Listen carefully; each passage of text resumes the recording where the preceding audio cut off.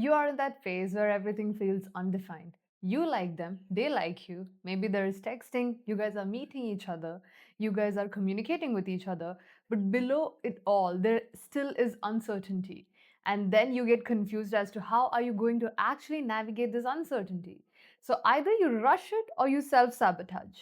And today I want to break this down for you in such a way that completely helps you understand how you can actually navigate these first 3 months of dating where the uncertainty is at its highest.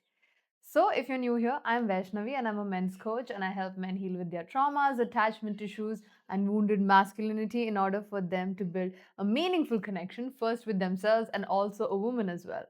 Now, if you want to work with me and get coached by me, you can fill in the form in the description box below. I'm going to review your application and reach out to you to book a call with me accordingly, where we can actually decide and work on an individual, customized plan for you to actually heal yourself and to be in a position where you can attract the most meaningful relationship in your life.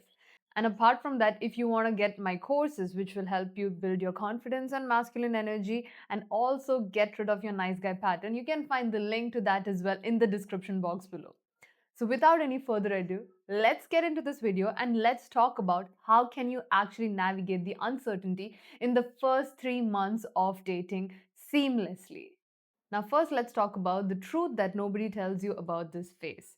The first 3 months, this is where you date each other. This is not for commitment, this is for discernment. But usually, people start treating this phase already as a committed relationship. Then you overtext, you overanalyze, and you start projecting a future onto them. When you start projecting a future onto someone else, you are not accepting that person for the reality of who they are. In fact, you're actually projecting an idea onto them. You're creating versions of them in your mind that actually fits into your picture. You're trying to put this person in front of you inside a mold of a partner you have in your mind, and without actually observing, is this person the right fit for you? So, in this phase, when you like someone so much, instead of actually observing the reality, you start controlling the outcome. And when you start controlling the outcome, this is where the dangerous bit actually begins. Instead of taking things slow, you rush into the process and you try to lock down this dating phase into commitment. And over here, your people pleasing tendencies can start showing up where you start doing extra things for the person in front of you who you truly like so much. Second, I want to talk about why uncertainty feels so uncomfortable. Uncertainty in itself is not a bad thing. The problem here is your nervous system is not used to not knowing. So, because of this, you try to chase certainty from this person in front of you. You don't have the patience to actually let the connection unfold in its due time. You need to wait for phases where you guys have disagreements, conflict with each other before you truly commit to someone else. So, you can even see, are you compatible in your ways of communicating with each other?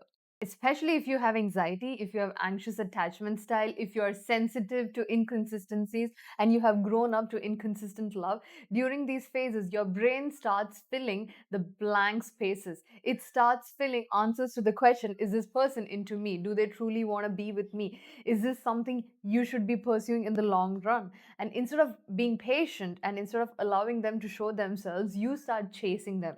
And whatever you chase runs away from you eventually. And you're constantly then thinking, do they like me? Am I going to get them? Am I going to lose this connection? So instead of being present in reality, you start chasing the connection. And this chasing for certainty often looks like constantly seeking reassurance, over giving in the beginning to also secure the relationship itself. Now, let's talk about what healthy dating actually looks like. In a healthy connection, two people are mutually interested in each other. There is no push and pull. Both people are adult enough to communicate what exactly are they looking for in the beginning of the connection. They have the maturity to say that, hey, I am looking for a long-term relationship. These are the things I like in my partner. These are the things I do not like in my partner. You're able to communicate about your negotiables, your non-negotiables, your boundaries without any hesitance. Both of you take the initiative to actually communicate these things to ensure that the relationship or the connection does not go haywire or wrong towards the future. and it unfolds in a calm way, it unfolds in a way that is not so chaotic. But to most people this is extremely boring, and they're not used to actually navigating the dating phase in a slow manner. Most people start projecting pretty early on, and projecting is actually the most dangerous thing that you can do in the early stages of dating. So you don't have to be too passive, or you do not have to go in too strong. You are willing to let things unfold in its due course of time. Calling someone the one is not showcasing your strength or your leadership. In fact, it is your impulsivity actually showing up in the connection. You're trying to prove certainty before the compatibility is actually proven in the relationship. And the first 3 months is where your compatibility actually shows up in the connection. This is why you should take it a bit slow. So, what should you actually be doing between month 1 to 3? So, instead of constantly asking, where is this connection going? You need to be asking yourself the questions: do I actually like this person? Do their words actually match their action? Are they compatible with my values? Do I like the way they are showing up for me? Are they emotionally available towards me? This phase is about data collection and not emotional commitment. And yes, love can actually develop in this phase as well.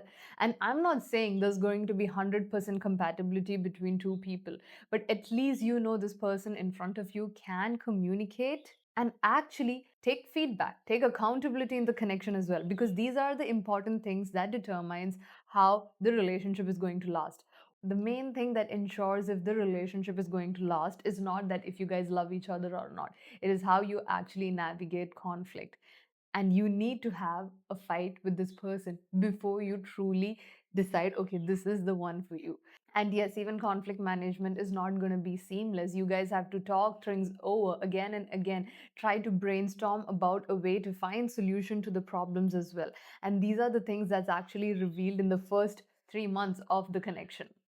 And the one shift that actually changes everything is to understand that you do not need certainty in the first 3 months, but you need clarity in the first 3 months. You don't need to be overthinking, overanalyzing, overchasing. You need to let time do its thing and actually start observing this person, and also practice emotional stability in the initial stages without you getting anxious. If you're getting anxious constantly, you need to drill this thought in your mind that you have to regulate yourself. You need to practice nervous system regulation in the dating phase so that you are not feeling dysregulated and you don't self sabotage this connection that is probably unfolding in a very beautiful way as well.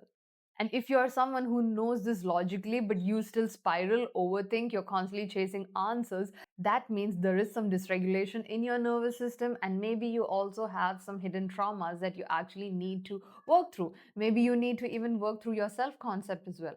And this is exactly the kind of work that I do in my coaching as well, where I work with my clients and actually understand what did they go through in their childhood and their past relationships.